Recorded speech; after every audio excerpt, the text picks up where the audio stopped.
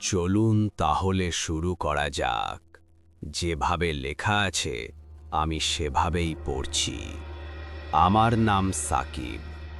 আমি আপনার অনেক পুরনো একজন লিসেনার। 2012-13 সাল থেকে আমি আপনার বুক এফএম শুনি। আমার বাড়ি গাইবান্ধাতে। আমি আমার সঙ্গে ঘটে যাওয়া একটা অভিজ্ঞতা আপনাদের সাথে শেয়ার করতে চাই। ঘটনাটি মূলত আমরা যে বাড়িতে থাকি সে বাড়িকে কেন্দ্র করে। আমরা এই বাড়িতে 10 বছরের বেশি সময় থেকে ভাড়ায় আছি। যদিও পড়াশোনার জন্য আমাকে এখন ঢাকায় থাকতে হয়। বাড়িটির ব্যাপারে একটু বর্ণনা দেই। বাড়িটি মূলত মুক্তিযুদ্ধের পরে বানানো হয়েছিল। বাড়িটি 1 বিঘার একটু কম জায়গার ওপরে বানানো একটি দোতলা বাড়ি। 4টে ইউনিট, নিচে 2টো, ওপরে 2টো, এবং বাড়ির পেছনে বেশ কয়েকটা আম গাছ সহ অনেক গাছগাছালি রয়েছে। বাড়িটির পেছন সাইডে হাফ ওয়ালের একটি ছোট্ট ঘর ছিল, যেটাতে কেয়ারটেকার থাকত বাড়িটি দেখাশোনা করার জন্য। আরেকটা কথা বলে রাখি, আমাদের বাড়ির যে মূল মালিক তিনি মারা গিয়েছিলেন 1990-এর আশেপাশে। উনি মারা যাবার পরে আমাদের এই পুরো বাসাটা 5 থেকে 7 বছরের মতো ফাঁকা পড়েছিল। বাড়িওয়ালার একজন মেয়ে ছিল, উনি মেডিকেলে পড়ার জন্য ঢাকায় স্থায়ীভাবে বসবাস করেন। পরবর্তীতে বাড়িটা ঠিকঠাক করে ভাড়া দেয়া হয়। বাড়িটির 4 ইউনিটের মধ্যে আমরা নিচতলায় থাকতাম। নিচতলার 2য় ইউনিটে বাড়িওয়ালার আসবাব ছিল। ঈদে কখনো বাসায় আসলে বাড়িওয়ালার মেয়ে ওখানে থাকত। নরমালি ওটা গোডাউন হিসেবে ইউজ করা হতো। 2য় তলার 2টি ইউনিটে 2 ভাড়াটিয়া থাকত। আরেকটা কথা বলে রাখি, আমাদের বাসায় যে কেয়ারটেকার দেখাশোনা করে তিনি একজন বৃদ্ধ মহিলা, বয়স 70 থেকে 80 হবে।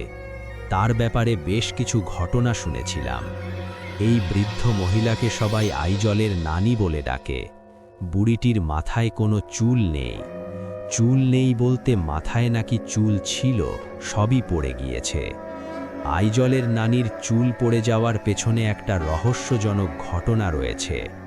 ঘটনাটি এরকম, আমাদের বাড়ির পেছনে বেশ কিছু আম গাছ রয়েছে, আগেই বলেছিলাম। আইজলের নানি রুমে একাই থাকত। জ্যৈষ্ঠ মাসের কোনো এক মধ্যরাতে প্রচণ্ড ঝড় বৃষ্টি এবং বাতাস শুরু হয়। এরকম মাসে প্রচণ্ড আম পড়ে ঝড় বৃষ্টিতে।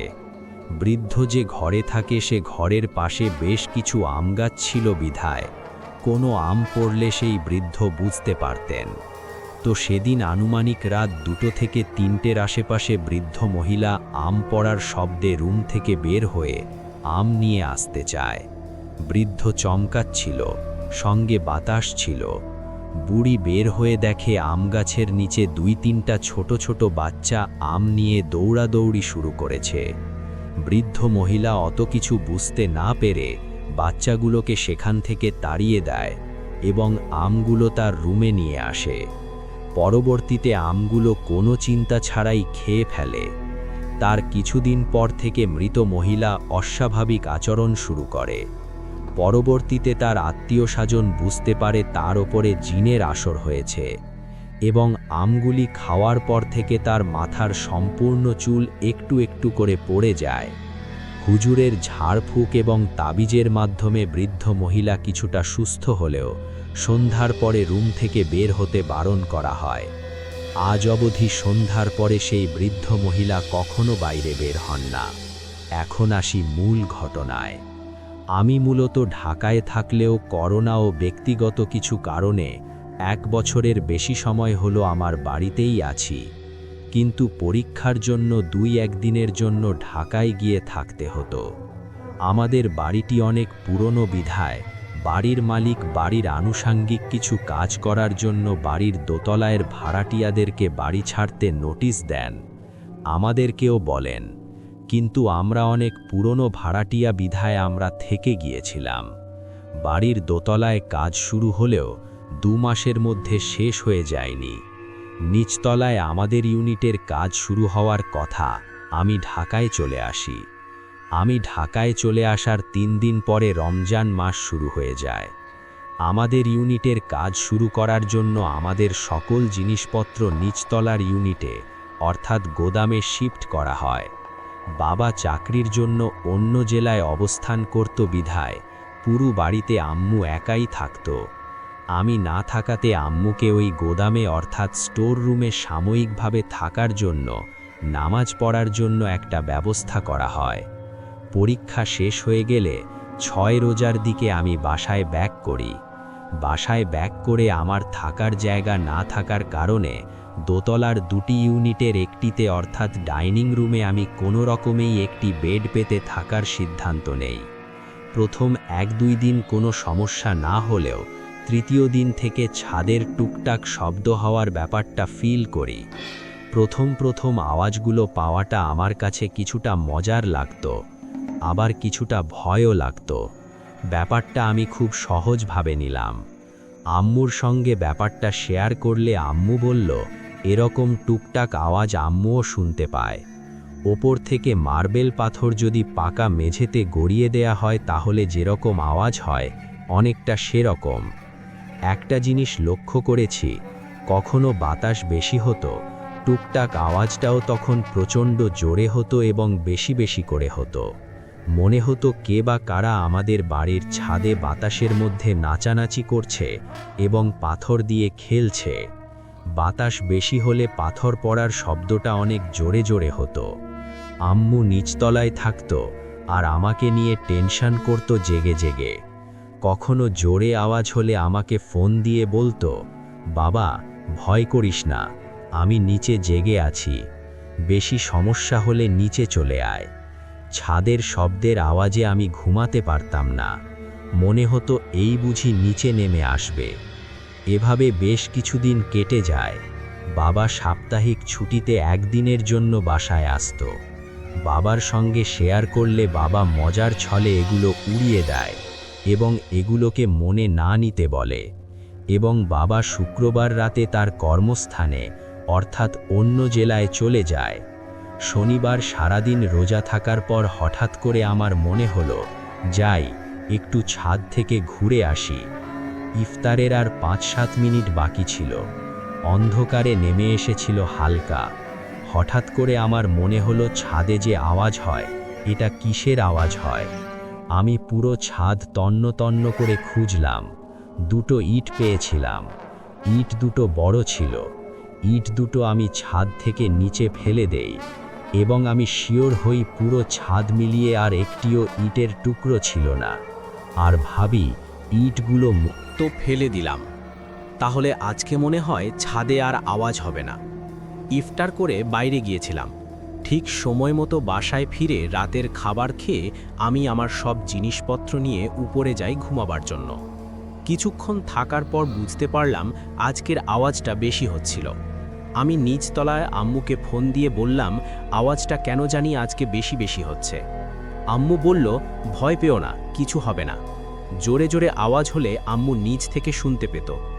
রাত 12টার পর থেকে হঠাৎ করে একটু বাতাসটা শুরু হয়েছিল।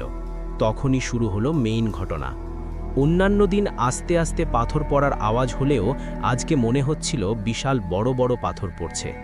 আমার ওপর কেউ রেগে গিয়েছে প্রচণ্ড পরিমাণে। সে তার রাগ ক্ষোভ দেখাচ্ছে আমাকে। আমি আওয়াজ পাচ্ছি আর ভেতরে ভেতরে একটু একটু ভয় পাচ্ছি। বাইরে বাতাস হওয়ার কারণে বাসায় বিদ্যুৎ চলে গিয়েছিল। আনুমানিক তখন সময় রাত 1টা। ছাদের এমন শব্দে আমার কখনো ঘুম ধরত না। সব সময় আতঙ্কে থাকতাম কি বুঝি নেমে আসবে।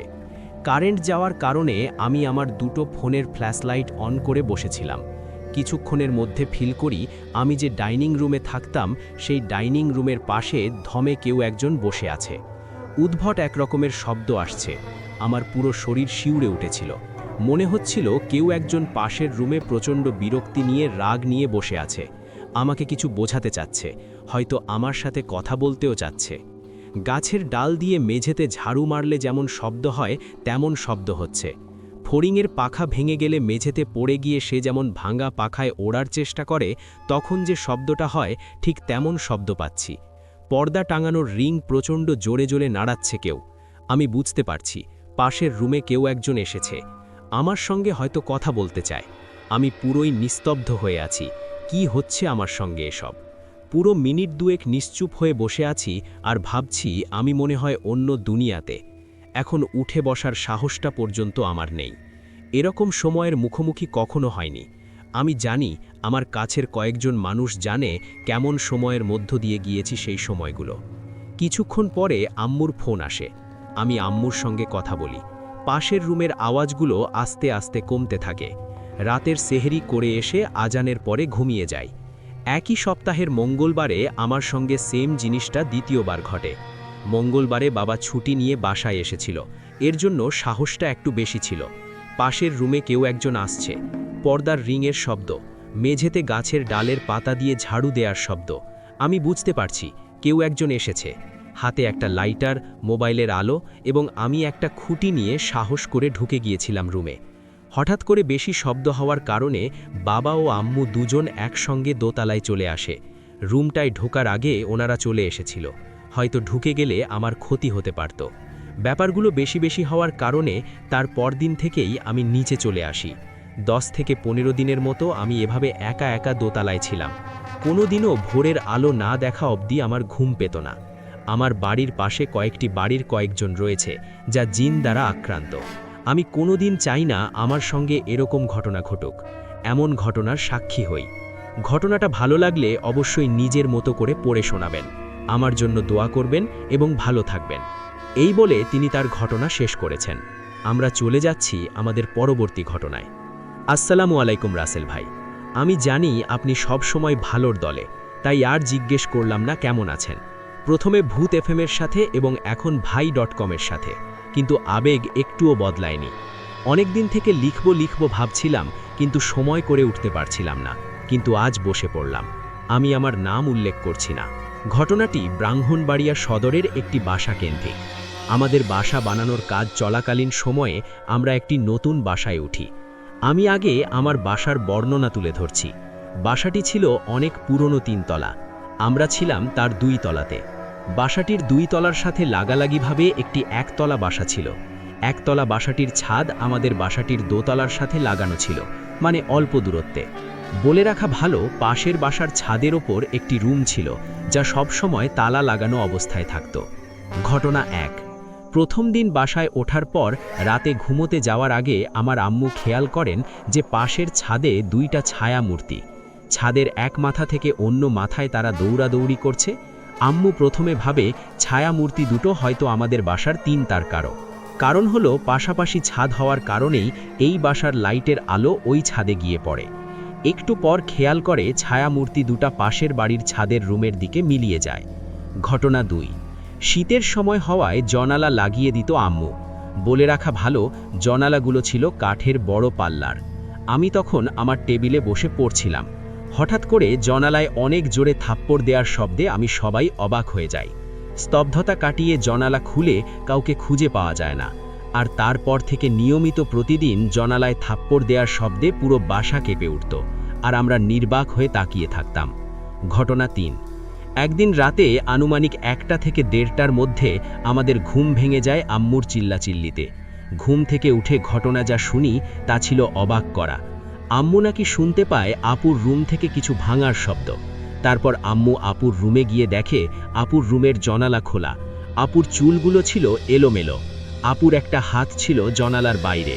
আম্মুর সাথে সাথে আপুকে ধরে জানালার পাশ থেকে নিয়ে আসে এবং আম্মু খেয়াল করে আপুর হাতে খামচে ধরার দাগ।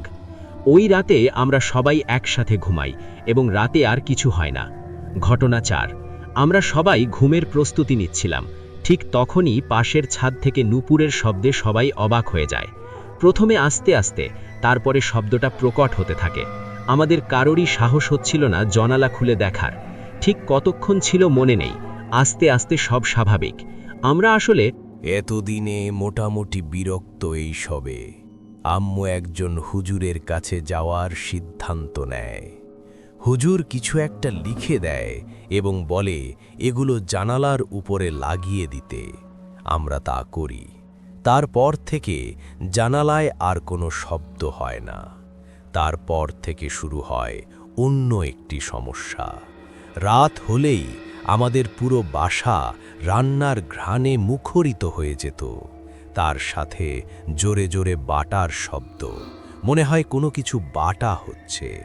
প্রথম দিন আমরা ভেবেছিলাম হয়তো উপরের তলাতে কেউ শব্দ করছে, কিন্তু ৩-৪ দিন একটানা শব্দ হওয়ার পর আম্মু ওপরের আন্টিদের জিজ্ঞেস করলে তারা বলে রাতে তারা রান্নাই করে নাই এবং এই শব্দটা তারাও পায় এবং তারা এটার সাথে অভ্যস্ত। আম্মু তখন একে একে আমাদের সাথে ঘটে যাওয়া কাহিনীগুলো বলতে থাকে। তারপর আন্টি আম্মুকে ব্যাপারটা খুলে বলে। বাসার ছাদে তারা কেউ সন্ধ্যার পরে আসে না, তাদের সাথেও অনেক ধরনের ঘটনা ঘটেছে। শুধু তাই না, তারা এই বাসাটি একতলা থেকে ওপরে বাড়াতেও পারে না। কাজ শুরু করে কোনো না কোনোভাবে সেটি বন্ধ হয়ে যায়। অনেক হুজুরকে দেখানোর পরও তারা কোনো সমাধান করতে পারেনি। তাই সবার উত্তর একটাই, এই জায়গাটায় জিনরা চলাচল করে। এটা তাদের রাস্তা, যেটা বন্ধ করা কারো পক্ষে সম্ভব না। আমাদের এই ফ্ল্যাটটাতে বেশি দিন কেউ থাকতে পারে না। আগে যারা ছিল তারাও এসব কারণে বাসাটি ছেড়ে দেয়। দেখতে দেখতে আমাদের বাসা বানানো সম্পূর্ণ হয়ে যায়। আমরাও চলে যাই এখান থেকে। ওই বাসাটাও ভাবেই আছে, এলাকার সবাই চেনে ওই বাসাটিকে। এই ছিল আমার ঘটনা, রাসেল ভাই। আমরা চলে যাব আমাদের পরবর্তী ঘটনায়। যেভাবে লেখা আছে আমি সেভাবেই শুরু করছি। আসসালামু আলাইকুম রাসেল ভাই, আমি জানি আপনি ভালো আছেন, ভালোর তলে। আমি ব্রাহ্মণবাড়িয়া থেকে বলছি। আমার নাম রোহান, আমি ৯ম শ্রেণীর ছাত্র।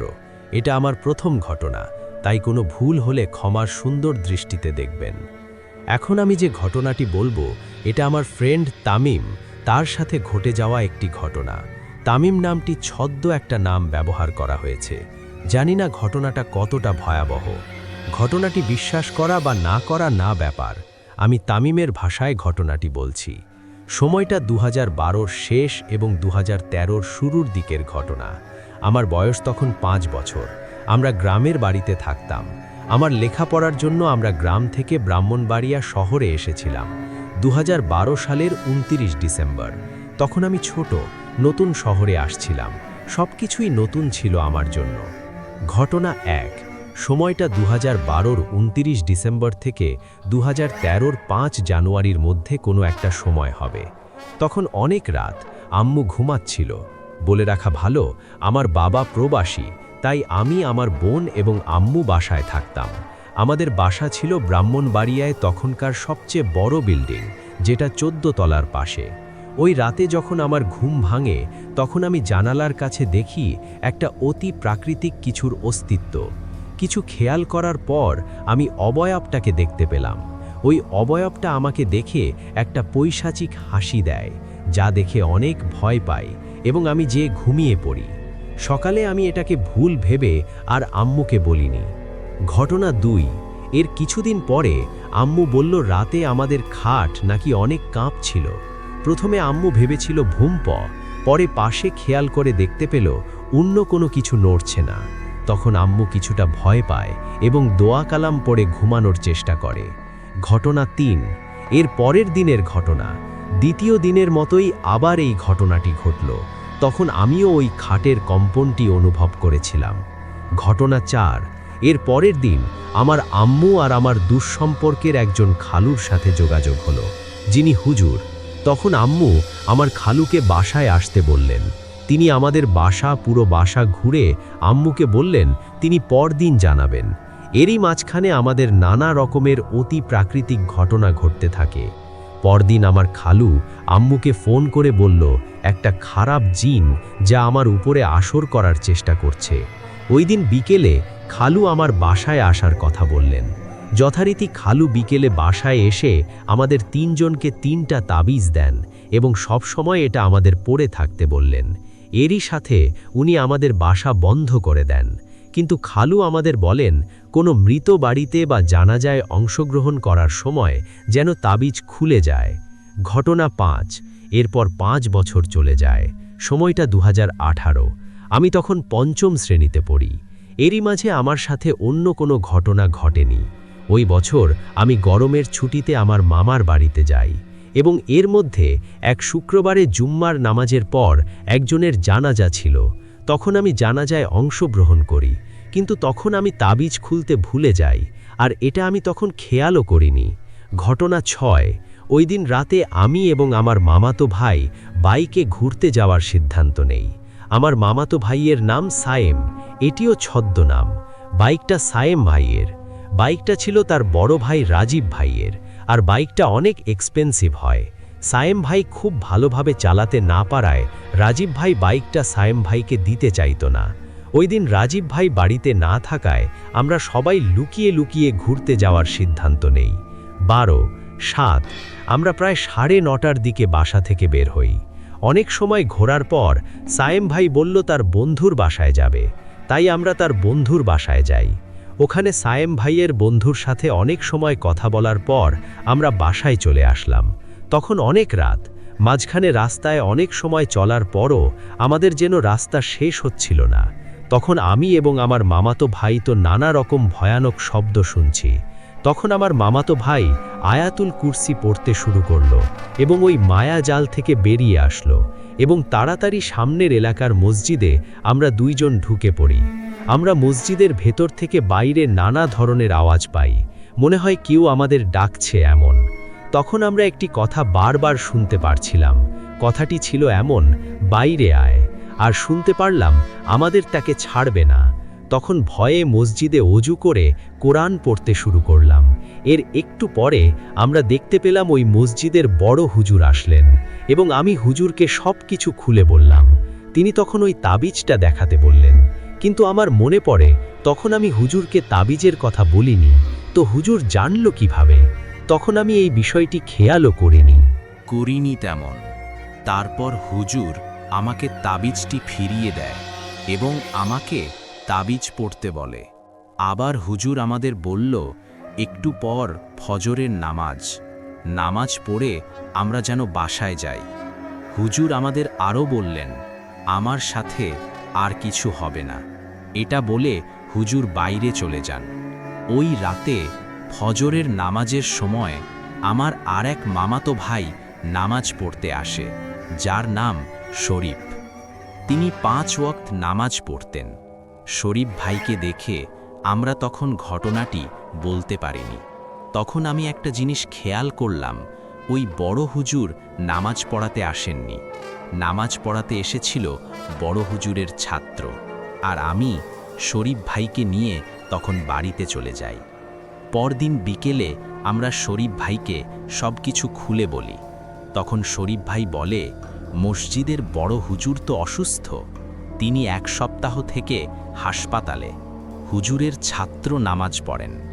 এটা শুনে আমি এবং সায়েম অনেক ভয় পেয়ে যাই। আমি তখন ওই বড় হুজুরের ছাত্রকে সম্পূর্ণ ঘটনা বলি। তিনি বলেন, এরকম অনেক ঘটনা আমাদের সাথে ঘটে, যা কখনো বুঝতে পারি না, যার কোনো বিশ্লেষণ থাকে না। হয়তো আমাদের কাছে থাকে না, হয়তো ওই সময় আমাদেরকে সাহায্য করেছিলেন তিনি, হয়তো তার রূপ ধরে ভালো কোনো জেন। এরপর আমার সাথে আর কোনো ঘটনা ঘটেনি। এই বলে আমার বন্ধু তামিম তার ঘটনা শেষ করে। আমরা চলে যাব আমাদের পরবর্তী ঘটনায়। যেভাবে লেখা আছে আমি সেভাবে শুরু করছি। প্রিয় রাসেল ভাইয়া, আসসালামু আলাইকুম, আশা করি ভালো আছেন। ওয়ালাইকুম সালাম। তারপর তিনি লিখছেন, আমি আফজাল, ঠিকানাটি না বললেই খুশি হব। তারপরে তিনি তার ঠিকানা শেয়ার করেছেন। এরপরে তিনি লিখছেন, আমি ভূত এফএমের একজন নিয়মিত শ্রোতা। আমিও আমার বোন স্নিগ্ধা, কাজিন মুন্না সব এপিসোড শুনি। এমনকি দাদু নানিদের কাছেও সময় পেলেই ভূতের ঘটনা শুনতে বসে পড়তাম। 2014 সাল থেকে আমি ভূত এফএম শুনে আসছি। আমি বর্তমানে একজন প্রিমিয়াম সাবস্ক্রাইবার।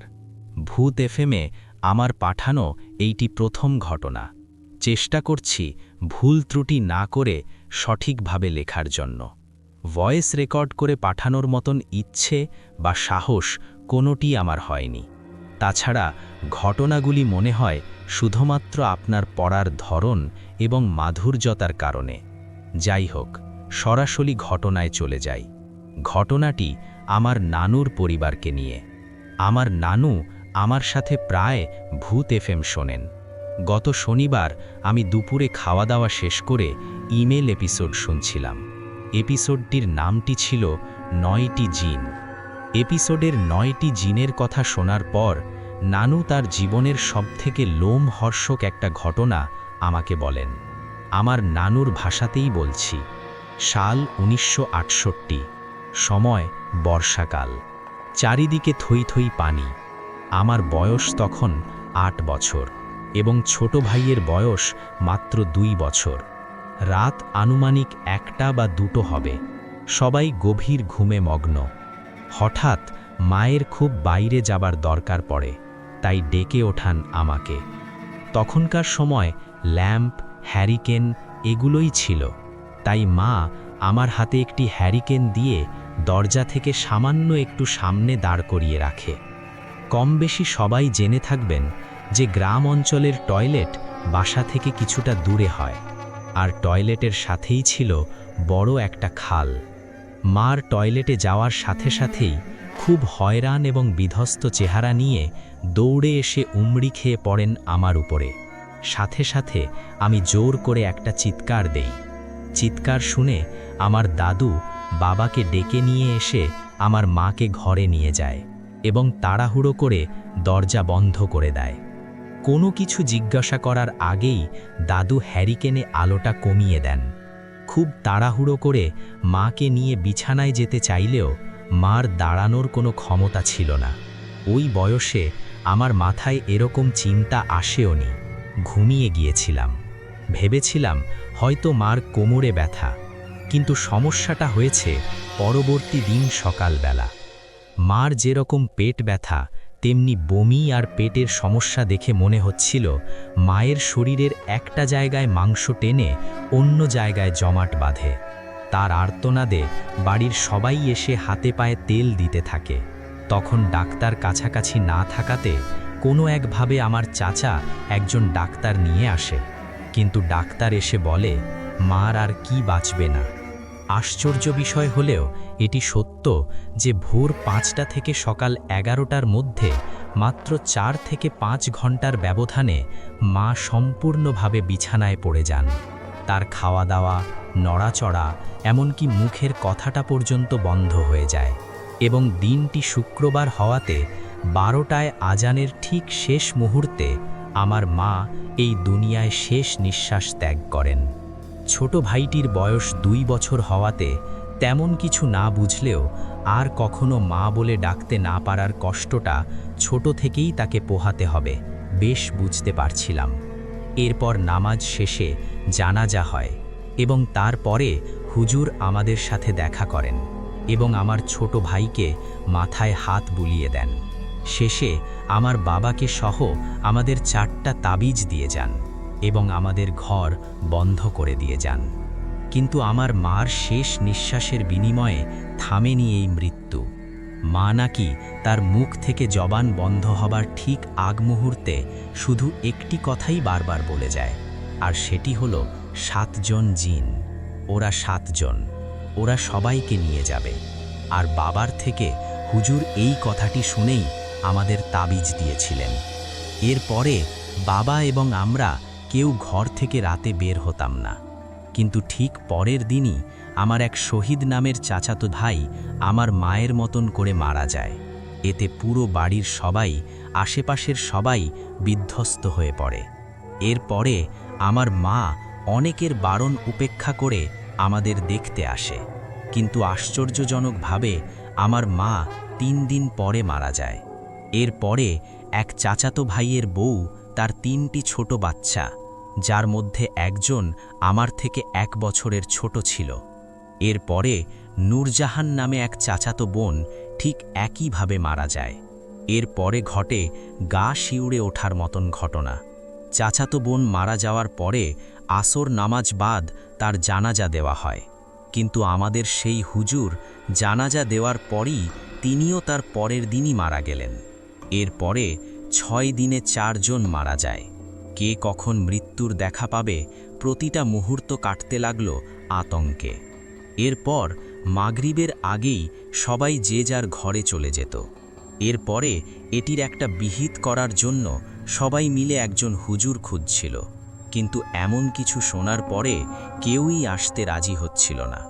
পরে অনেক খুঁজে বড় একজন আলেম বাড়িতে নিয়ে আসে। আশা হয়, কিন্তু সে বাড়িতে প্রবেশ করার সাথে সাথেই বলে দিলেন এই কাজ তার পক্ষে করা অসম্ভব এবং সে 3 দিন পরে আরও 3 জন নিয়ে আসবেন এর বিহিত করার জন্য। বললেন, আর এই 3 দিন কেউ মাছ, মাংস, এমনকি বাগার দেয়ার মতো কোনো তরকারিও রান্না করতে পারবে না এই বাড়িতে। আর ঠিক যতদিন এমন থাকবে ততদিন শুধু করলা, লাউ, দুধ খেতে হবে। এটি টানা 27 দিন করতে হয়েছে। 3 দিন পরে সেই হুজুর 3 জন ফকির নিয়ে আসেন। এর মধ্যে ফকির যে ছিলেন তার নাম ছিল হাশেম ফকির। তিনি বাড়িতে ঢুকেই আমাদের বললেন যে অনেক দেরি করে ফেলেছেন, যাই হোক তবে এর বিহিত করেই ছাড়ব ইনশাআল্লাহ। এরপরে শুরু হয় তার কার্যক্রম। সন্ধ্যার পরই বাড়ির উঠোনের মাঝখানে বড় গর্ত করে আগুন জ্বালিয়ে দিতেন এবং 2 থেকে 3 কেজি শুকনো মরিচ পোড়াতেন। কিন্তু আশ্চর্যের বিষয় হল এতে মরিচ পোড়ানোর কোনো গন্ধই হতো না। আর একই কাজের সময় বাড়ির কেউ ঘর থেকে বের হতে পারত না এবং সব মহিলাদের মাথায় কাপড় দেয়া ছিল বাধ্যতামূলক। এরকম চলতে থাকে 7 দিন। এর মাঝে 3য় দিনের সময় বড় ফকির তার একজন সঙ্গীর উপরে সেই 7 জন জিনের সর্দারকে হাজির করেন। অনেক তর্ক বিতর্ক জেরা করা হয়। তারপর কথা ছিল এরকম, তোরা কারা, কোথা থেকে এসেছিস, কতজন এসেছিস, এর জান নিচ্ছিস? আমরা পূর্ব নদী থেকে এসেছি, আমরা 7 জন, আমাদের চালান করা হয়েছে, 21টা জান না নিয়ে যাব না। অনেক হয়েছে, এবার অন্য দিকে যা, আমি থাকতে আর কোনো জান নেবে না। এরপর তার সঙ্গী অবচেতন হয়ে যায় এবং তার পরের দিন প্রতি রাতে একইভাবে আগুন ধরিয়ে 1 থেকে 2 কেজি করে শুকনো মরিচ পোড়ানো হতো। কিন্তু ফকিরদের মরিচ পোড়ানো আর সারা বাড়ি মহড়া দেয়া শেষ মুহূর্তে মনে হতো কেউ সারা বাড়ি দিয়ে শুকনো গাছপালা টেনে হিঁচড়ে নিয়ে যাচ্ছে। গরুর দল বেঁধে বাড়ির মধ্যে দৌড়ানো, ঘরের পেছনে বাঁশ গাছ দুমড়ে মুচড়ে ভেঙে ফেলেছে। 6 দিন 2 রাতের সময় আমাদের ঘরের পেছনে মুরগি ঘরের পাশে হাশেম ফকির ও তার স্ত্রী এবং সেই আলেম দৌড়ে আসলেন আর কেউ একজনের সাথে খুব তর্কে জড়িয়ে পড়লেন, যেটা ছিল এমন, তুই একটা জানও নিতে পারবি না, তোর এখনই যেতে হবে। তখন জিন বলছে যে এই ঘরের একটাকে প্রথমেই নিয়েছি, আরেকটাকে নিয়ে যাই। আরেকটু আগুন নিয়ে এসেছিলাম, তাই তখন দেখা পায়নি। দাঁড়া, জানের বদলে তাহলে জান দিচ্ছি। এই বলেই তিনি হাতে থাকা কলা গাছের ডাঁট দিয়ে মাটির উপরে 7টি বাড়ি দিলেন আর তারপর পায়ের গোড়ালি দিয়ে মাটির উপরে সজোরে 3টি আঘাত করলেন। অতঃপর মুরগি ঘরের ভেতরে মুরগিগুলো প্রচণ্ড দাবাদাপি শুরু করল। এরপরে পুরো বাড়ি নিস্তেজ হয়ে যায়। পরের দিন সকালে দাদু মুরগির ঘর খুলে দেখেন 47টি মুরগি মরে পড়ে আছে। এরপরে ফকির ও আলেম আসেন আর ইনশাআল্লাহ আমরা বিপদমুক্ত হই।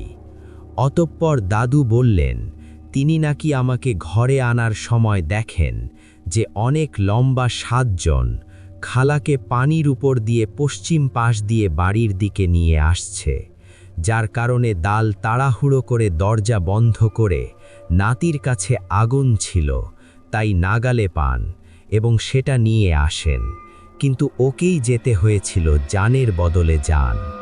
আপনার কাছে আমার নাতি বেশি নাকি মুরগি বেশি? এরপরে ইনশাআল্লাহ আর কোনো সমস্যা হয়নি। ঘটনাটি তার অনুমতি নিয়ে পাঠিয়েছি, এমনকি সেই 80 ফের শোনার অপেক্ষা করছে। আর 27 দিনের মাঝে আরও অনেক কিছুই ঘটনা ঘটবে, আমরা জানব এবং সেগুলো পাঠিয়ে দিব। আমরা চলে যাব আমাদের ঘটনায়। চলুন শুনে আসি। আসসালামু আলাইকুম রাসেল ভাই। আসসালামু আলাইকুম লিসেনার্স। আশা করি আপনারা সবাই ভালো আছেন, আর আপনারা তো সব সময় ভালোর দলেই থাকেন। আমি রাকিব, কুড়িগ্রাম জেলা থেকে, কুড়িগ্রাম জেলার রোমারী উপজেলা থেকে বলছি। আমি ভূত এফএমের একজন নিয়মিত শ্রোতা ছিলাম। 2016 সাল থেকে আমি ভূত এফএম শুনতাম। যাই হোক, মাঝখানে ভূত এফএম বন্ধ হয়ে যায়, কিন্তু অনেক অনেক ধন্যবাদ আপনাকে যে ভূত.com চালু করার জন্য। Best of luck. সব সময় আপনাদের পাশে আছি। যাই হোক, বেশি কথা না বলে আমি আমার ঘটনায় চলে যাই। ঘটনাটা ঘটে আমার নিজের চাচাতো ভাইয়ের সাথে। ঘটনাটার সময়কাল 2015। রাসেল ভাই, তার আগে আমি আমাদের ঘটনার জায়গাসমূহের বর্ণনা দেই, যাতে লিসেনারদের পরে বুঝতে সুবিধা হয়। ঘটনাটা ঘটে হলো আমাদের গ্রামের পাশের একটা গ্রামে। আমরা যে স্কুলে পড়াশোনা করতাম, সেই স্কুলটা ছিল আমাদের গ্রাম থেকে একটা গ্রাম পরই, মানে আমাদের গ্রামের পর মাঝখানে একটা গ্রাম পড়ে, তারপরে আমাদের স্কুল। আমাদের স্কুলটা যেহেতু উপজেলার মধ্যে অনেক একটা নামকরা একটা স্কুল ছিল, সেজন্যই আমাদের সেখানে পড়তে যাওয়া। যাই হোক, সেই সময় আমি জেএসসি পরীক্ষার্থী ছিলাম, আর আমার সাথে যে ভাইটা, মানে ভাইয়ের সাথে যে ঘটনাটা ঘটছে, সে ছিল এসএসসি পরীক্ষার্থী। রাসেল ভাই, আমাদের ওই গ্রাম থেকে আমরা 4 জন ওই স্কুলে পড়াশোনা করতাম। তার মধ্যে 3 জন ছিল এসএসসি পরীক্ষার্থী, আর আমি একাই জেএসসি পরীক্ষার্থী ছিলাম। যাই হোক, ওই রাস্তায় আমাদের গ্রামের পাশ দিয়ে একটা নদী চলে গেছে। ওই নদীটার উপরে একটা পুল ছিল। পুল মানে ব্রিজ, বাঁশের যেটাকে, ওটাকে গ্রামের ভাষায় বলে পুল। যাই হোক, ও পুল পাড়ি দিয়েই পুলের পাশে একটা পরিত্যক্ত একটা ভিটা ছিল। ভিটা কোনো কবরস্থান বা কিছু না, সিম্পল একটা ভিটা। ভিটার মধ্যে অনেক রকমের গাছ, অনেক পুরনো গাছ। গ্রাম অঞ্চলে এরকম অনেক ভিটাই পাবেন আপনি। সেই ভিটাটার নাম ছিল আপনার তোতার ভিটা, কারণ ভিটাটার মালিক ছিলেন তোতা মিয়া নামে একটা লোক। সে অনেক আগেই মারা যায়, 1900 সালের দিকে সে মারা যায়। সেই থেকেই সেই ভিটাটার নাম তোতার ভিটা। সেই ভিটায় অনেক পুরনো গাছ আছে, সেই ভিটায় অনেক ঘটনা রয়েছে। যাই হোক রাসেল ভাই, ওই ভিটাটা পার হওয়ার পর অনেকটুকু রাস্তা ফাঁকা, মানে আপনার আরেকটা গ্রামের সংযোগস্থল। যেহেতু অনেকটুকু রাস্তা ফাঁকা থাকে, তারপরে আমাদের ওই গ্রাম, ওই গ্রামের শেষের দিকে আমাদের স্কুল। যাই হোক রাসেল ভাই, যেহেতু আমরা পরীক্ষার্থী ছিলাম, আমাদের একসাথে জেএসসি পরীক্ষাও ছিল, এসএসসি পরীক্ষাও ছিল। তখন কি করতো রাসেল ভাই, আমাদের স্কুল থেকে প্রতিবারই কোচিংয়ের ব্যবস্থা করত টিচাররা। কি হতো যে আমাদের 2 মাস অথবা 3 মাসের জন্য একটা কোর্স করত স্যার। যেহেতু ওই সময় প্রাইভেটের ওরকম প্রচলন ছিল না, সেজন্য কোচিংটা অনেক ইফেক্টফুল ছিল। রাসেল ভাই, কোচিংটা ছিল আপনার সন্ধে 7টা থেকে 10টা। যারা স্থানীয় ছিল সেইখানকার, তারা তো সেখানে ভালোভাবেই কোচিং করতে পারতো, কিন্তু আমরা যেহেতু অনেক দূর থেকে ছিলাম, যেহেতু গ্রাম অঞ্চলের একটা এলাকা, সেটা অনেক টাফ রাত করে কোচিং করা। যাই হোক, যেহেতু আমরা 4 জন ছিলাম, 4 জনের বাবা মার সাথে কথা বলে আমরা সিদ্ধান্ত নিলাম যে আমরা 4 জনেই একসাথে কোচিং করব। যাই হোক, যে কথা সেই কাজ, আমরা কোচিংয়ে ভর্তি হলাম। আমরা আমাদের কি করতাম, আমাদের যে সাইকেল ছিল, সাইকেলে মোবাইলের ব্যাটারি দ্বারা আপনার সামনে একটা বাল্ব লাগিয়ে করতাম, ওই যে বাতি জ্বালিয়ে স্কুলে যাইতাম 4 জনে, সাইকেল জ্বালিয়ে রাত্রে একসাথে আসতাম। যাই হোক, এভাবেই আপনার 15-20 দিন যাওয়ার পর কি হয় যে আমাদের ওইখানে একটা বন্যা হয় আমাদের গ্রামে। বন্যা হওয়ার কারণে আমাদের নদী ভরে যায়। নদী ভরে যাওয়ার কারণে আমাদের ওই যে পুল, সেটা ভেঙে যায়। ভেঙে যাওয়ার কারণে একটা ভয়ানক একটা অবস্থা সৃষ্টি হয়, কারণ সেখানে ভেলা দ্বারা মানুষ পারাপার হতো। যেহেতু আমরা রাত করে কোচিং করতাম, ভেলা দ্বারা পার হওয়াটা অনেক ঝুঁকির ছিল আমাদের। সেখানে মাঝে মাঝে ভেলা পাওয়া যাইতো না, মানে ফেরি, ভেলা মানে হলো ভুড়া, আমরা ভুরা দিয়ে পার হতাম। তখন তো সাইকেলও আনা যাইতো না। আমাদের গ্রাম থেকে আমাদের স্কুলে যেতে সময় লাগতো আপনার 30 মিনিটের মতো। আমাদের কোচিং ছুটি যেত 10টায়। যাই হোক, আমাদের যখন বন্যাটা আসলো তখন আমার বাড়ি থেকে আমাদের স্কুলের যে দপ্তরের বাসা ছিল সেখানে আমাকে লুজিং রাখা হলো। সেখান থেকে আমি কোচিং করতাম। কিন্তু আমাদের যে 3 ভাইরা ছিল, মানে আমাদের এলাকার, আমার নিজের চাচাতো ভাই আর 2 জন এলাকার, তারা যেহেতু 3 জন অনেক বড়ই ছিল, এইচএসসি পরীক্ষার্থী, তারা সিদ্ধান্ত নিল যে তারা একসাথেই বাড়ি থেকেই কোচিং করবে। যে কথা সেই কাজ। তারা তখন যখন কোচিং করত তখন তারা সাইকেল নিয়ে আসতো। তখন তারা হেঁটে হেঁটেই ভেলা পার হতো। ভেলা পার হয়ে আবার স্কুলে কোচিং করতো, রাত 10টার সময় যাইতো। আর আসলে ভাই একটা কথা বলে রাখি যে আমাদের যে গ্রাম আর আমাদের গ্রামে যাওয়ার মাঝখানে যে একটা গ্রাম, সেই গ্রাম এতই প্রত্যন্ত একটা গ্রাম যে আপনার সেই এলাকায় বিদ্যুতের সংযোগ পৌঁছায় আপনার 2020 সালে। তার আগে কোনো বিদ্যুৎ ছিল না। সেখানে মানুষজন সোলার সংযোগের সাহায্যে, মানে সোলার সংযোগ ব্যবহার করত। তাও প্রত্যেক মানুষের বাসায় ছিল না, হাতে গোনা 2-1 জনের। সবাই দোয়া হারিকেন ব্যবহার করত। যাই হোক রাসেল ভাই, ঘটনাটা ঘটে হলো এরকমই একটা রাত্রে ঘটনাটা ঘটে হলো যে আমার ওই ভাইয়ের সাথে আর তার সাথে আরেকজন ছেলের সাথে, তাদের 3 জনের মধ্যে একজন সেদিন কোচিংয়ে আসে নাই কোনো একটা কারণে, সেই জন্য তাদের 2 জনকেই কোচিং আসতে। ভাই যখন তারা 2 জন কোচিং শেষে বাসায় যায়, মানে বাসায় যাওয়ার সময় আপনার ওই তোতার ভেটার ওই জায়গায় যায় রাসেল ভাই। তখন ওই জায়গায় তারা লক্ষ্য করে যে তোতার ভেটার পাশেই, মানে ওই জায়গাটা তাদের ভেলার জন্য অপেক্ষা করতে হয়, যেহেতু ওই জায়গাটা অনেক ভয়ানক একটা জায়গা। তারা যখন সেখানে গিয়ে পৌঁছায় তারা দেখতে পায় যে সেখানে কোনো নৌকা নেই। হ্যাঁ আসলে ভাই, সেখানে কোনো ভেলা বা ফেরি কিচ্ছু নেই। তারা অনেক ঘাবড়ে যায় মানে যে এত রাত্রে, মানে গ্রামে রাত 10টা 10:30 মানে কিন্তু অনেক রাত। মানুষ 8টা 9টার সময় গ্রামে ঘুমিয়ে পড়ে। যাই হোক, সেখানে তারা যখনই গিয়ে দেখে যে ভেলা নাই, তারা তো মানে অনেক ভয় পায়। মানে একটা জিনিস কি, যে সেখানে অনেক ভয়ঙ্কর একটা জায়গা, সেখানে তোতার ভেটার, সেখানে এত রাত্রে তারা ভেলা পাচ্ছে না। যাই হোক, তারা একটু পরেই তারা উদ্ভূত করে যে পাশে একটা মানে কাফন বড় মোড়ানো একটা লাশ। মানে লাশটা দেখে তারা রীতিমতো মানে এতটা ভয় পায় যে তারা মানে চিল্লাবে যে অথবা দৌড়াবে, তার কোনো ভাষাই তারা খুঁজে পায় না, এরকম একটা অবস্থা। যাই হোক রাসেল ভাই, তারা সেই মুহূর্তে লক্ষ্য করে যে ফেরি মানে ফিরে এসে তাদেরকে ডাকছে যে মামা চলেন পার করে দিই। হ্যাঁ, এরকম একটা অবস্থা। কিন্তু তারা এখনই লক্ষ্য করলো যে তাদের ওই কোনো ফেরি ছিল না। যদি ফেরি থাকতো, মানে ফেরি যদি আসতো, তাহলে তারা তো অবশ্যই দেখতো, কারণ সেই সময় শীতকালও ছিল না যে কুয়াশার জন্য দেখা যাবে না। তারা লাইট মারলেই দূর থেকেই বোঝা যাইতো যে কেউ আসছে নাকি, পানির শব্দ পাইতো। কিন্তু রাসেল ভাই, একটা কথা হলো যে মানে ফেরিটা যে এসে ঘাটের মধ্যে চাপছে, তাদের কোনো শব্দই পায় নাই, মুট করে ডাকতেছে মামা। যাই হোক, তারা ওই সময় মানে প্রাণ ফিরে পাওয়ার মতো একটা অবস্থা। তারা সেটা ভাবতেও পারে নাই যে ওই ফেরিটা আসলো, কোনো শব্দ হলো না, এই টাইপের।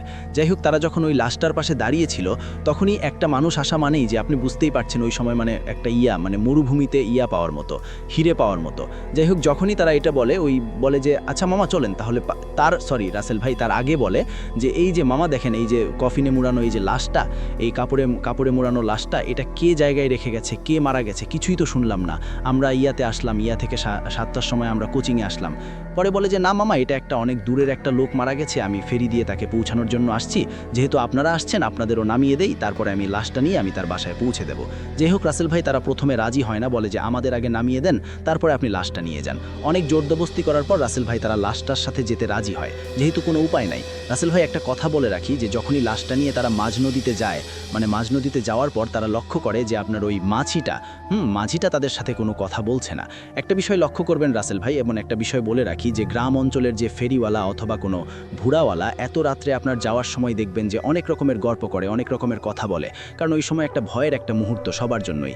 যাই হোক, এসে মাঝিটা সব চুপ, একবারে চুপ, মানে পুরা রাস্তায় একদমই চুপ করে করে যাইতেছে। তখনই একটা সময় লক্ষ্য করে যে ওই মাঝিটা ওই লাশটার অনেক কাছাকাছি চলে আসে, কিন্তু সে বৈঠা বাইতে ছিল না, কিন্তু নৌকা চলতেছিল। হ্যাঁ, মানে ফেরিটা, মানে তাদের এরকম কোনো খেয়ালই ছিল না। হ্যাঁ, এক সময় তারা লক্ষ্য করে যে মাঝিটা ওই কাপনের যে মাথাটা আছে, মানে মাথা যে পাশে বাঁধা, ওইটা খুলতেছে। হ্যাঁ, খোলার পর তারা প্রথমে ভাবছিল যে চেক করতেছে যে লাশটা ঠিক আছে নাকি, বা কত সময় মুখ দেখে না মানুষ মাথা খুলে, তারা প্রথমে সেটা ভাবে, তারা সেদিকে খেয়াল করে না। তাদের মধ্যে এমনি একটা ভয় কাজ করতেছিল। ওই কফনের যখন পাশেই, যাই হোক রাসেল ভাই, একটা সময় লক্ষ্য করে যে ওই মাছিটা ওই লাশটা খাচ্ছে। মানে আপনি লক্ষ্য করেন যে তারা একটা সময় লক্ষ্য করলো যে মাছিটা লাশটা খাচ্ছে। তারা প্রথমে এরকম বুঝতে পারে নাই যে কি করতেছে।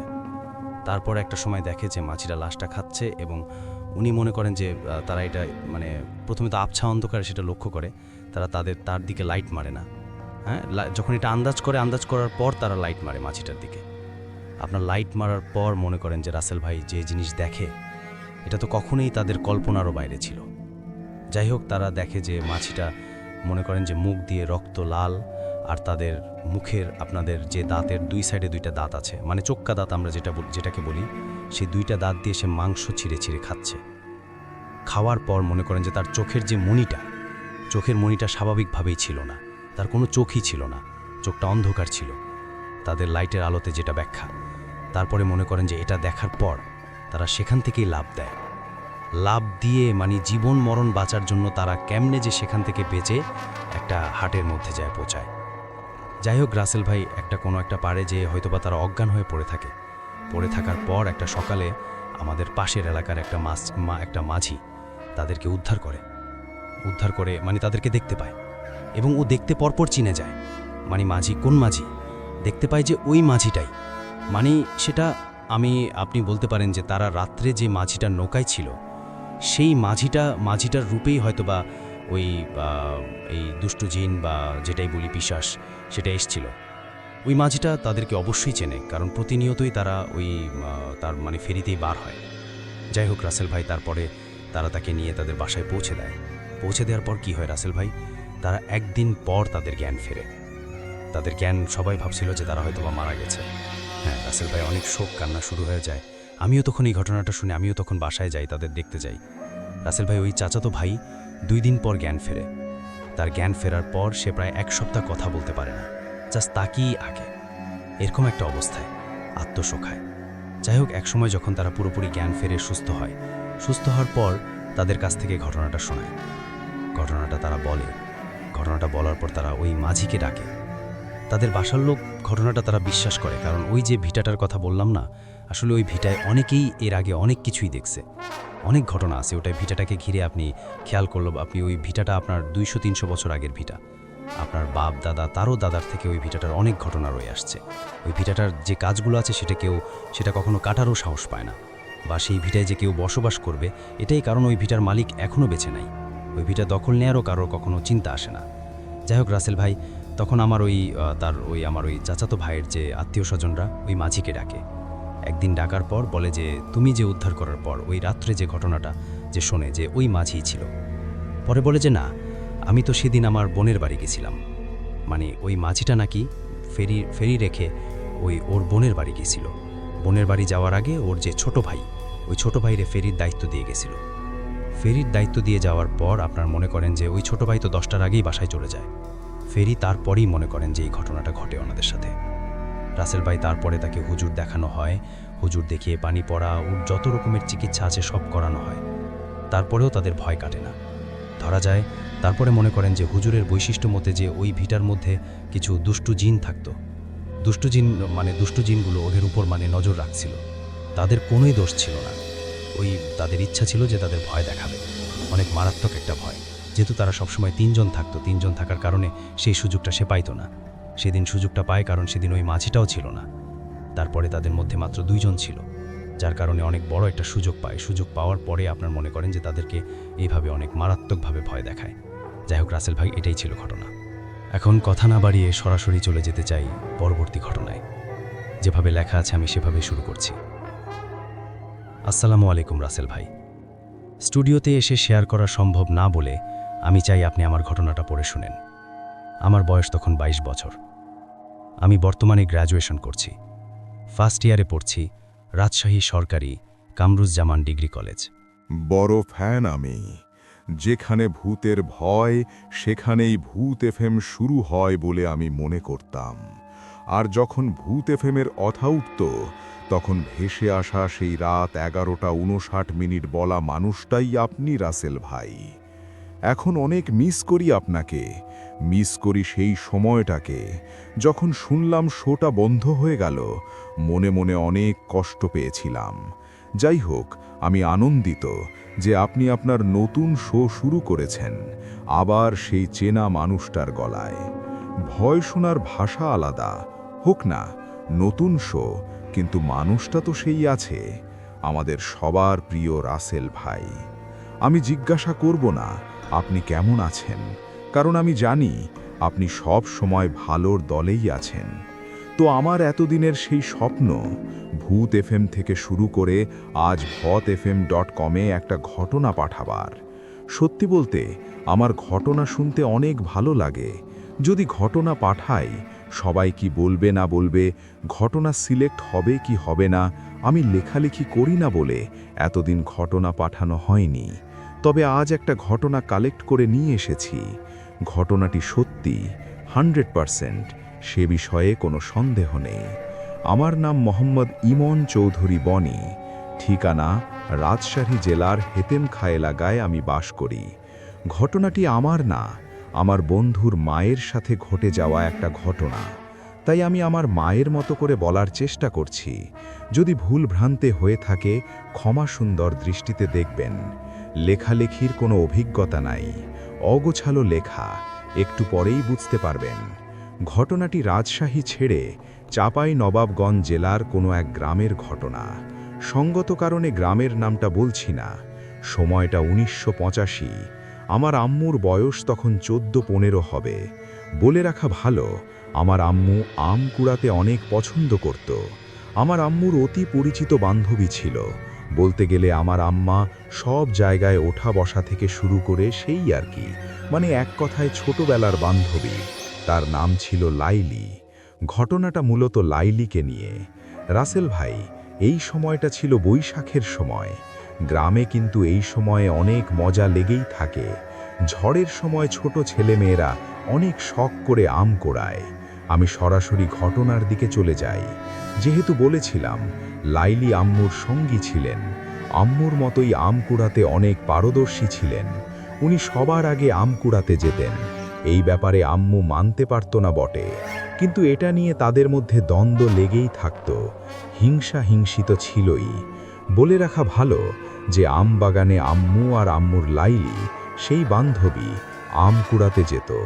আগে থেকে অনেক লোকমুখে শোনা যেত যে সেই আম বাগানের রাতে জিনেরা দল বেঁধে চলাচল করে, আর অনেক নাকি সেখানে গুম হবার ঘটনা রয়েছে।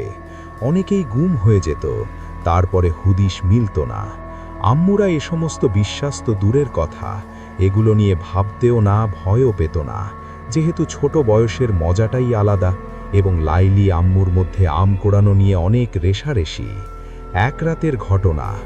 আগের রাতে অনেক ঝড় বৃষ্টি হয়েছিল। পরের দিন আম্মু আর তার বান্ধবী ফজর হবার একটু আগে আম বাগানের দিকে চলে গিয়েছিলেন। তারপর এক পর্যায়ে অবাক হয়ে যায়। তারা দেখে যে লাইলি সেই বাগানে আম কোড়াচ্ছে। প্রতিদিনের মতো সে তার বাবার চাদর গায়ে দিয়ে আম কোড়াতে এসেছিল। আম্মু তাকে আওয়াজ দেয়, বলে, তুই সব সময় আমার আগে চলে আসিস। আম্মু কিছু কম আম পেয়েছিল। এই নিয়ে আম্মু অনেক অভিমান করেছিল সেদিন। সে লাইলিকে এক পর্যায়ে জিজ্ঞেস করে, লাইলি, তুই কটা আম পেয়েছিস দেখা? কিন্তু লাইলি কোনো উত্তর দিচ্ছিলেন না। আম্মু আবার জিজ্ঞাসা করেন, তুই তো অনেক আম কুলিস, আমাকে কিছু দে, আমি একটাও পাইনি। এক পর্যায়ে আম্মু চিন্তা করে যে তাকে জড়িয়ে ধরে কিছু আম নেবে। রাসেল ভাই, আমার আম্মু এক পর্যায়ে তাকে জড়িয়ে ধরে এবং ধস্তাধাস্তি শুরু হয়। আম্মুর জেদ কাজ করে। আমগুলো দেখেই এভাবে জোড়াজুড়ি শুরু করে। এক পর্যায়ে আম্মু যখন তাকে ধরতে যাচ্ছিল, হঠাৎ সে চোখের নিমিষে সেই হাওয়ায় মিশে যায়। মানে একটা জলজান্ত মানুষ হঠাৎ করেই গায়েব হয়ে যায়। স্বাভাবিকভাবেই এটা একটা অবাক করা বিষয়। তো আম্মুর মধ্যে তখন ভয় কাজ করে। সে দৌড়ে বাসায় চলে আসে এবং কাউকে না জানিয়ে শুয়ে পড়ে। পরদিন সকালে সেই লাইলির বাসায় যায় আম্মু, এবং আম্মু জিজ্ঞেস করে, তুই কাল রাতে আম কুলাতে গিয়েছিলি?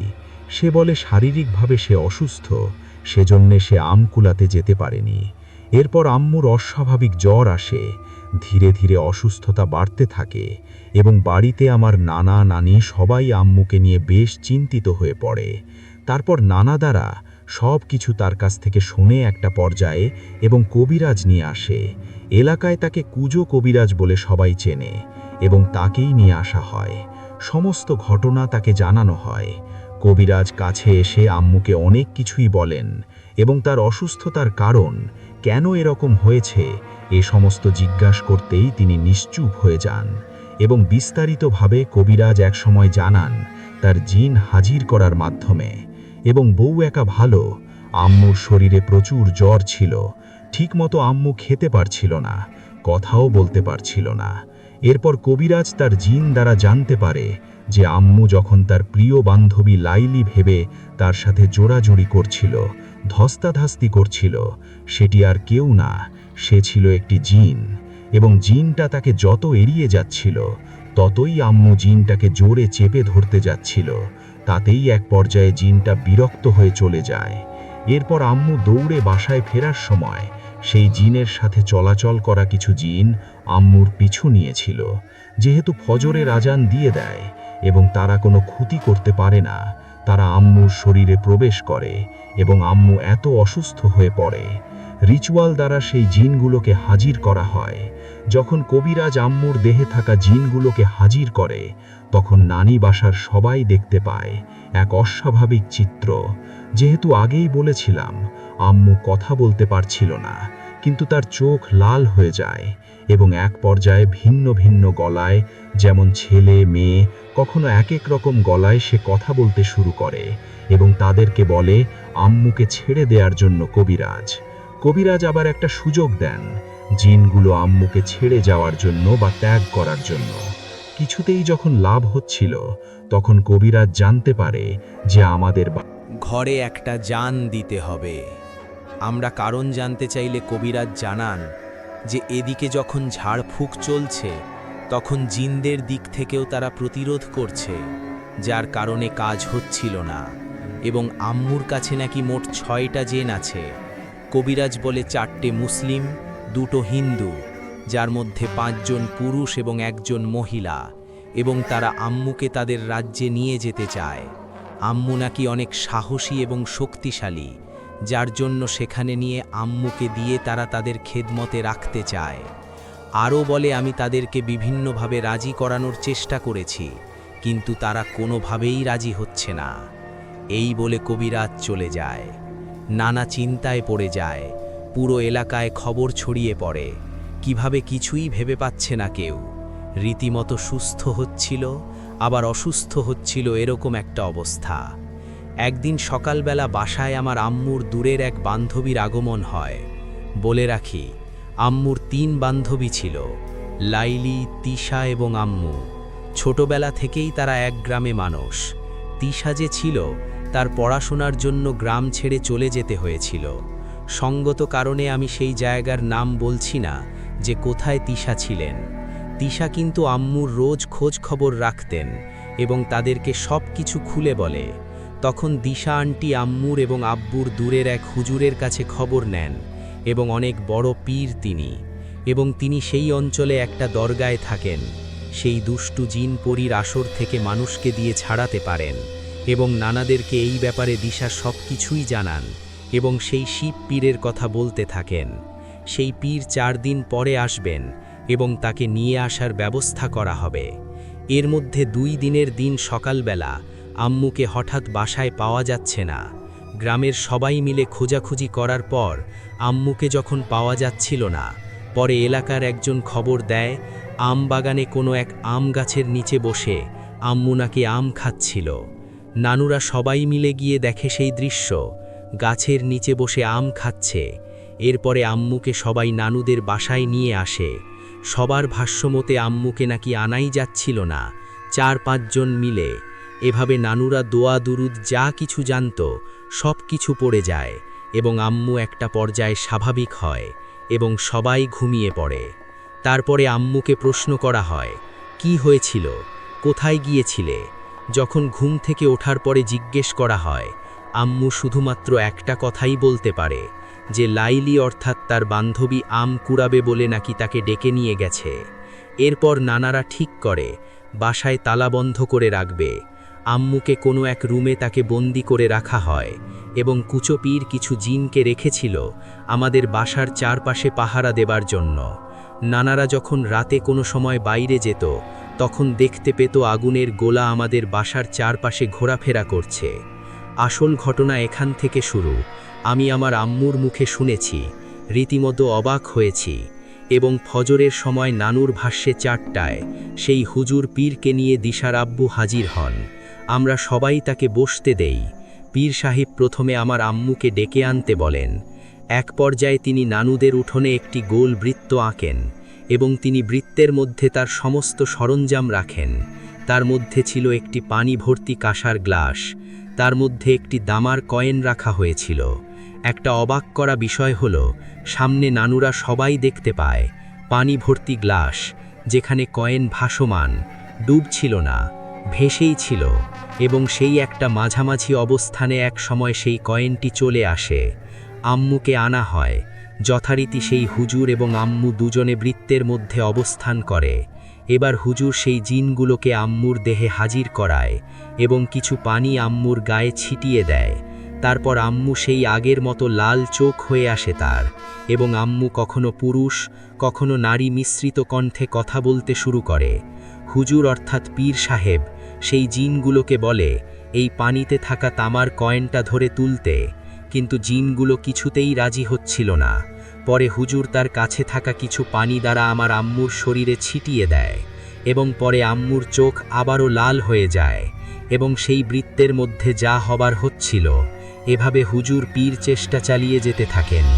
জিনগুলো কিছুতেই হুজুরের কথা শুনছিল না। এভাবে সকাল বেরিয়ে বিকেল হয়ে যায়। সন্ধ্যার আগ মুহূর্তে আম্মুর দেহে থাকা জিনগুলো মুখ খোলে এবং তারা কি বলে সেটা আমরা একটু শুনি।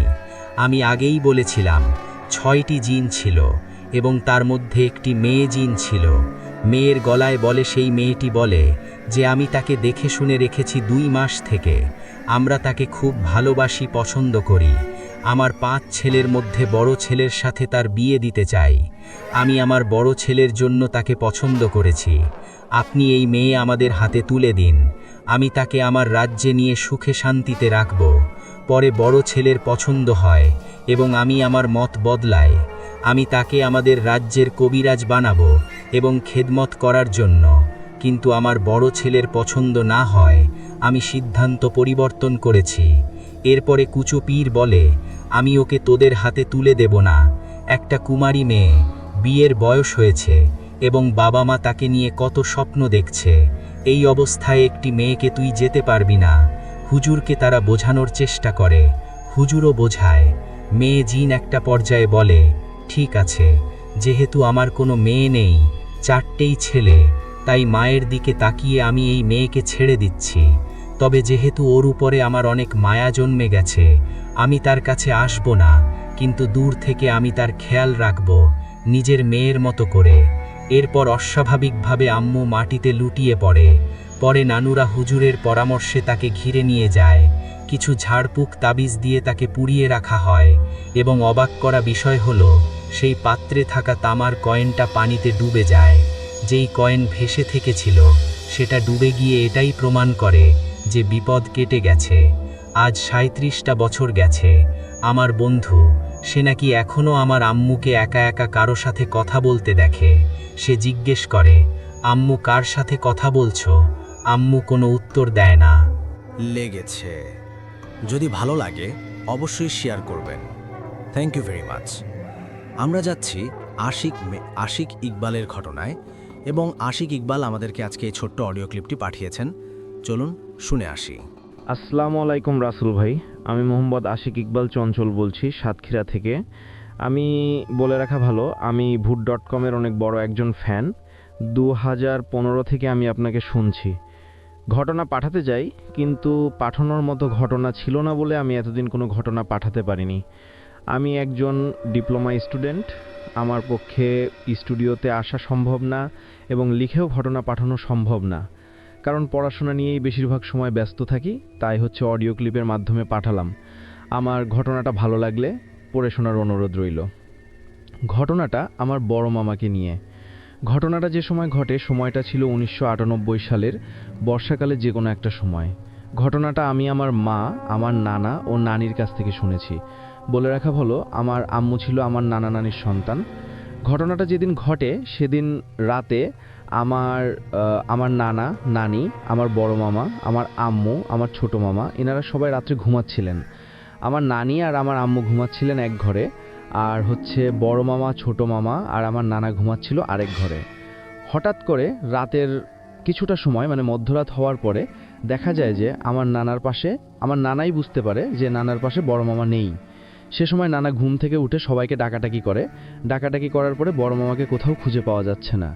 কোথাও খুঁজে পাওয়া যায়, তারপরে হচ্ছে কোথাও খুঁজে অনেক জায়গায় খোঁজাখুঁজি করা হয়, খুঁজে পাওয়া যায় না। ফজরের আজানের পরে যে সময় সকাল হয় সে সময় হচ্ছে বড় মামাকে পাওয়া যায় নদীর ধারে অজ্ঞান অবস্থায় পাওয়া যায়। নদীর ধার থেকে বড় মামাকে বাসায় এনে বড় মামার জ্ঞান ফেরানো হয় এবং বড় মামাকে জানানো হয়, মানে বড় মামাকে বলা হয় যে সে সারা রাত কোথায় ছিল। তা সে কিছুই বলতে পারে না। আর বলে রাখা ভালো, ঘটনা যে সময় ঘটে সে সময় আমার বড় মামার বয়স ছিল 10 বছর। পরে আমার নানা নানি এলাকার মসজিদের ইমামের কাছে বড় মামাকে নিয়ে যায়।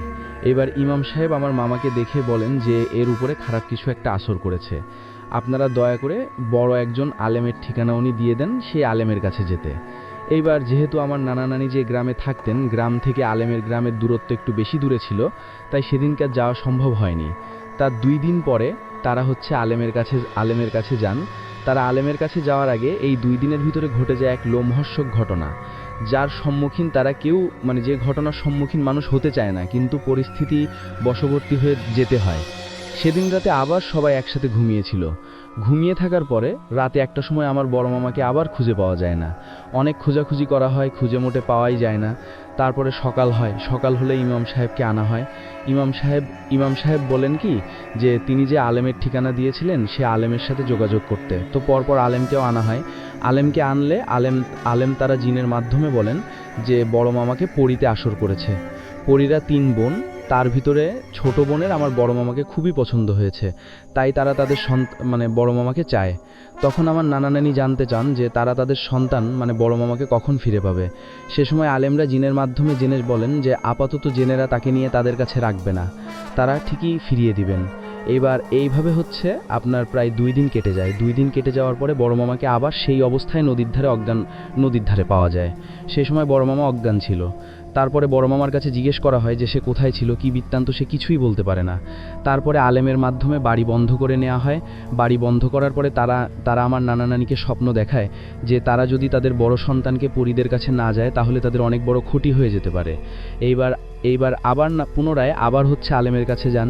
যাওয়ার পরে আলেম বলেন কি যে আপনারা 5 ওয়াক্ত নামাজ কালাম পড়ুন আর আপনাদের বড় সন্তানকে যত দ্রুত সম্ভব মাদ্রাসায় সে ভর্তি করে দিয়ে আসেন, তাকে আরবি লাইনে পড়ান, দেন হচ্ছে আপনারা এই সমস্যা থেকে মুক্তি পেতে পারেন। আলহামদুলিল্লাহ রাসূল ভাই, তারপরে হচ্ছে আর কোনো সমস্যা আমার মামার সাথে হয়নি। এটাই ছিল ঘটনা। আমরা চলে যাব আমাদের পরবর্তী ঘটনায়। আমাদের পরবর্তী ঘটনাটি পাঠিয়েছেন আমাদেরকে গোলাম নবী, এবং এই অডিও ক্লিপটি আমরা শুনব। চলুন কথা না বাড়িয়ে সরাসরি ঘটনায় যাওয়া যাক। আসসালামু আলাইকুম প্রিয় রাসূল ভাই, আশা করি আল্লাহর রহমতে ভালো আছেন। আমি চলে যাচ্ছি কয়েক মাস আগে আমার সংগ্রহিত একটি ঘটনা। আজকে যে ঘটনাটি আমি শেয়ার করব সেটি আমাকে শেয়ার করেছেন আমাদের কোম্পানির গাড়ি চালক গোলাম নবী ভাই। খুবই ধার্মিক মানুষ উনি। আমি ওনার সাথে অফিসের কাজে বাইরে যাচ্ছিলাম। কোনো কারণেই রাসেল ভাই আপনার সাথে আমার ফোনে কথা বলছিল। তখন উনি ফোনের সাইড থেকে শব্দ শুনে বললেন, আপনি কার সাথে কথা বলছেন? পরিচিত কণ্ঠস্বর মনে হলো। আমি বললাম নাম। উনি চিনে ফেললেন। তখন আমি ওনাকে আমার ভূত.com-এর সাথে সম্পৃক্ততার কথা বলি। উনি তখন জানান ওনার কাছে কিছু ঘটনা আছে। এরপরে উনি ঘটনাটি শেয়ার করেন। এটি কুষ্টিয়া জেলার কুমারখালী নামক স্থানের একটি ঘটনা। আজ থেকে 22-23 বছর আগে ঘটে। উনি যেভাবে আমাকে ঘটনাটি বলেছে, আমার বড় ভাই বিয়ে করেছিলেন। তখন আর স্ত্রীকে মানে আমার ভাবিকে আমাদের বাড়িতে নিয়ে আসা হয়। আমাদের বাড়িতে আনার কয়েকদিন পর তিনি বাড়ি থেকে একটু দূরে বিকেলে ধরা যায় প্রায় সন্ধ্যার দিকে একটু হাঁটতে বেরিয়েছিলেন। হাঁটতে হাঁটতে অনেক দূরে চলে গিয়েছিলেন। নতুন বিয়ে হয়েছে, তাই একটু শ্বশুরবাড়ি ঘুরে দেখা আর কি। তো বোকামি যেটা করেছিলেন, সাথে কাউকে নিয়ে যাননি। যে জায়গাটা দিয়ে উনি যাচ্ছিলেন একটু বর্ণনা না দিলেই নয়। বড় ছোট বিভিন্ন সাইজের গাছ, 2 পাশে নির্জন শুনশান নীরবতা, পাখি কিচিরমিচিরও নেই। কিছুক্ষণ পর পর একটা প্যাঁচা ডেকে যাচ্ছিল। উনি ঘোরাঘুরি শেষ করে ফিরতেছিলেন। হাঁটতে হাঁটতে যখন বাড়ি থেকে 3-4 মিনিট ডিস্টেন্স গ্যাপে আসেন, তখন এমন এক স্টেশনে পৌঁছান যেখানে অনেক বড় একটা তাল গাছ এবং বরফ। হঠাৎ মনের অজান্তেই উনি দাঁড়িয়ে যান। ওনার মাথায় কাপড় ছিল না আর চুল খোলা ছিল। হঠাৎ উনি অনুভব করতে পারেন কিছু একটা ওনার মাথা দিয়ে শরীরের ভিতর ঢুকে গেছে। এরপর উনি কি করেছেন সেটা তিনি জানেন না। তার বাড়ির লোকজন তাকে পরে শোনায়। উনি বাড়িতে দৌড়ে চলে আসেন, এসে উঠানের উপর পড়ে যান আর দাঁতে ঘি লেগে যায়। এককিনি বেহুশ হয়ে যান। যখন ওনারা হুঁশ ফিরে আসে তখন সবাই আশা করেছিলেন যে হুঁশ ফিরে আসলে মেবি সুস্থ হয়ে যাবেন, কিন্তু ফলাফল হলো তার উল্টো। উনি সবার সাথে চিৎকার চেঁচামেচি শুরু করে, যে কাউকে প্রচণ্ড জোরে আজেবাজে ভাষায় গালাগালি শুরু করে। এভাবে অনেক দিন ধরে চলে। তার এক হ্যাবিটেস, দুই একজন কবিরাজ হুজুরকে ডেকে তদবির পড়ানো হয়, কিন্তু কোনোভাবেই তার কোনো উন্নতি নেই। এরপর একজন অভিজ্ঞ তান্ত্রিককে ডাকা হয়, যিনি এসব জিন এবং ভৌতিক বিষয় নিয়ে প্রচুর কাজ করেছেন। যথারীতি তান্ত্রিক তার কাজ শুরু করেন। সময় তখন রাত 10টা হবে। গ্রামে আসলে 10টা মানে গভীর রাত ধরা যায়। তান্ত্রিক কুলো, গামছা আরও অনেক কিছু, ঠিক পরিষ্কার সবগুলো মনে নেই কি কি নিয়েছিলেন, এগুলো ওখানে রাখেন। এরপর গোলাম নবী ভাইয়ের আরও 2 ভাই আছেন, ওনাদের দুজনকে 2টা লাঠি দিয়ে দেওয়া। এরপর শুরু করলেন তার তদবির। তান্ত্রিকের শর্ত ছিল আরও রাখা যাবে না, যতটুকু ন্যাচারাল লাইট থাকে ততটুকুই। সময়টা অমাবস্যা কিনা সেটা ঠিক জানা হয়নি, তবে কোনোভাবেই জিন হাজির করা যাচ্ছিল না। বাধ্য হয়ে চিকন লাঠি দিয়ে আঘাত করা শুরু হয়। এরপরে সে কথা বলতে শুরু করে, ক্ষীণ কণ্ঠে বলতে থাকে কিভাবে তার উপর ভর করেছে। সে বলতে থাকে, তোরা জানিস না, নতুন বিয়ে করার পর কোনো মেয়ে মানুষ যদি খোলা মাথায় কোথাও ঘোরাঘুরি করে তার উপর আমরা ভর করি, আর ও ঠিক এই কাজ করেছে, তাই আমি ওর উপর ভর করেছি। এরপর তাকে সরে যেতে বলা হয়। যথারীতি এখানে তাকে ফোর্স করা হয়, দোয়া কালাম পড়েও ছাড়তে বাধ্য করা হয়। তো যখন ধরে ঢুকানো হচ্ছিল বোতলে, তখন ভাবি বারবার বলছিল, আমাকে ছেড়ে দাও, আমি আর এখানে থাকবো না। যখন বোতলটির মধ্যে ওটা ঢোকানো হয়, এরপর উনি আস্তে মাটিতে পড়ে যান। আমি নিজে দেখেছি সেই দৃশ্য। ভিতরে একটা ধোয়া কুণ্ডলির মতো ঘুরছিল। এরপর সবাই চোখে মুখে পানি ছিটা দেন। কিছুক্ষণ পর উনি জেগে ওঠেন। তান্ত্রিক বলেন, এই বোতলকে পানিতে ঢুকিয়ে ফেলবো কিংবা পানিতে ভাসিয়ে দেব। একবার ভাবুন, পানিতে একটা খালি কাচের বোতল ভেসে যাচ্ছে, মুখটা ছিপে দিয়ে আটকান। আপনি বা কোনো ছোট ছেলেমেয়েরা কিউরিসিটির জন্য বোতলের মুখটা খুলে কি অবস্থা হবে তখন? কয়েকদিন পরে ঘটে আরেক ঘটনা। বাগানের ভিতর সবাই খেলা করছিল, যেখানে আমার ভাতিজিও খেলছিল। খেলাধুলার এক পর্যায়ে হয় না একটু ফার্ম করে গিয়ে কাউকে ধাক্কা দিয়ে ফেলে দেয়, এরকম ওদের একজন খেলার সাথী আমার ভাইয়ের মেয়েকে ধাক্কা দিয়ে ফেলে যায়। যে ফেলে দেয় সে কিন্তু অনেক বড় আর ও ছোট। আমার চোখের সামনে হঠাৎ দেখে ও চোখ মুখ লাল করে রেগে ওই ছেলেকে কি এমন জোনে মাটিতে চেপে ধরেছে, ওর দম যেন বন্ধ হয়ে যাচ্ছে। আমরা সবাই হতভঙ্গ হয়ে তাকিয়ে আছি, এত শক্তিশালী একটা ছেলেকে কিভাবে এমনভাবে মাটিতে চেপে ধরে রেখেছি। এরপর সে ছুটে গিয়ে একটা ঘাস কাটা কাঁচি দিয়ে দৌড়ে পাশের বাড়ির মাঠে চলে গেল, যেখানে প্রচুর ঘাস ছিল। আমরাও গেলাম ওর পিছনে দৌড়ে। দেখলাম ও ঘাসের দিকে না তাকিয়ে আমাদের দিকে তাকিয়ে কটমট করছে আর শুধু ঘাস কেটিয়ে যাচ্ছে আর জন্তু জানোয়ারের মতো শব্দ করছে। এমন মনে হচ্ছে যে ও ঘাস কাটছে নাকি হাত কেটে ফেলবে, কিছু বোঝা যাচ্ছে না। হাতে ওরকম একটা ধারালো জিনিস। আমরা কাছে যেতে প্রচণ্ড ভয় পাচ্ছি। এরপর ওকে কোনোভাবে সেভ করতে হবে, তাই আমরা সবাই একত্র হয়ে ওকে কোনোভাবে ধরে ওই কাঁচিটি সরিয়ে ফেলি। আমরা এতগুলো মানুষ, আমাদের মনে হচ্ছে কোনো বাচ্চা মেয়ে নয়, বিরাট কোনো জঙ্গলি প্রাণীর সাথে যুদ্ধ করছি। এরপর ওকে আমরা 7-8 জন মিলিয়ে বাড়িতে নিয়ে আসি। আমরা দোয়া কালাম পড়ে চেষ্টা করছিলাম কিছু সমাধান করার। এরপর আমরা একজনের পরামর্শ মতো চেষ্টা করলাম পেঁয়াজ, শুকনো মরিচ, হলুদ, তৈল এগুলো পুড়িয়ে সমাধান করার, কিন্তু কোনোভাবেই সমাধান হচ্ছে না। এদিন আমাদের ওই বাড়িতে আমাদের ভাইয়ের শ্বশুর উপস্থিত ছিলেন, কারণ ওখানে একটা প্রোগ্রাম ছিল ঈদে। পরের দিন ওই বাড়িতে ছেলের আকিকা ছিল, তাই উনি দাওয়াতে এসেছিলেন। উনি কিছুটা তন্ত্রবিদ্যা জানতেন। উনি যেভাবে বললেন বোতল নিয়ে আসতে, বোতল হচ্ছে গরুর তেল, ওটা নিয়ে আসা হলো। উনি ওই মেয়ের মাথায় হাত দিয়ে ধরে নাকে ওই তেলটা দিতেই মনে হলো ওর মাঝ থেকে কিছু একটা চলে গেছে এবং মনে হলো ও সাথে সাথে ঘুমিয়ে গেল। উনি বললেন ওর সাথে যে জিনটা ছিল সে হিন্দু জিন ছিল, যার কাছে গরুর তোলে কোনোভাবেই সহনীয় নয়, তাই ও চলে যেতে বাধ্য হয়েছি। ওকে ঘরের ভিতরে নিয়ে যাওয়া হলো। একটু পর আমরা যখন ওখান থেকে উঠে সবাই মাঠের দিকে যাচ্ছিলাম, হঠাৎ দেখতে পেলাম বিশাল মোটা এবং কাঁচা আম গাছের ডাল বিকট পয়ে পড়েছে গরুর ঘরের উপর। আমরা ভয়ে বাড়ির দিকে দৌড়ে চলে আসলাম। যখন সন্ধ্যা নামল, আমাদের সবার মাঝে আরও ভয় বাড়তে লাগলো, কারণ আমার ভাতিজির মধ্য থেকে বের হয়ে ক্ষান্ত হয়নি। নানা রকম ঝামেলা পড়েই যাচ্ছে। চারিদিকে তখন শুনশান নীরবতা। হঠাৎ একই আম গাছের ওখান থেকে পিশাচ শব্দ ভেসে আসে। তোরা আমাকে সরিয়ে দিয়েছিস, দেখেছিস আমার শক্তি, আমি ছাড়ব না, আমি দেখে নিব। ওর সাথে আমার বিয়ে দিলি না বলে তোর ছেলের ঘাড় চেপে ধরেছিলাম, দেখেছিস যদি আমাকে ওর সাথে বিয়ে না দিস তোদের আরও শাস্তি পেতে হবে। এরপর চলে আসে চারিদিকে শুনশান নীরবতা। পার হয়ে যায় অনেক দিন, কেউ কোনো সমস্যা ফিল করেনি। এখন সবাই এখনো ভয়ের মাঝে থাকে, যদি আবার ফিরে আসে ওটা। দুদিন এক কিনা তার কোনো প্রমাণ পাওয়া যায়নি এখন পর্যন্ত। প্রিয় রাসেল ভাই এবং লিসেনার, এই ছিল আমার ঘটনা।